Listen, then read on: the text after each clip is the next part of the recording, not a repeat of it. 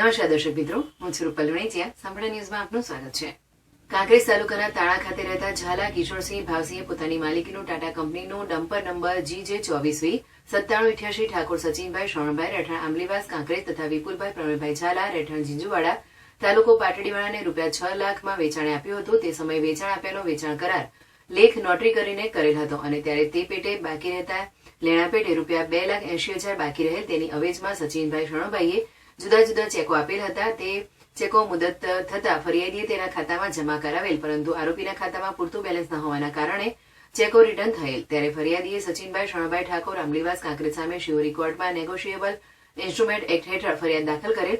જે કેસમાં આરોપી પોતાના બચાવ રજૂ કરવા માટે શિહોરીના જાણીતા વકીલ અને નોટરી એવા અશ્વિનભાઈ શાહ તથા વિનોદ પરમારને રોકેલ હતા. જે કેસ તાજેતરમાં ચાલી જતા શિહોરી કોર્ટના વિદ્વાન ન્યાયાધીશ BB પટેલે ફરિયાદમાં રજૂ કરેલ તમામ પુરાવાનું મૂલ્યાંકન કરતા ફરિયાદી પોતાનું લેણું કાયદેસરનું હોવાનું સાબિત કરી શકેલ નહીં, જેથી આરોપીને નિર્દોષ છોડી મૂકવામાં આવેલ હતો.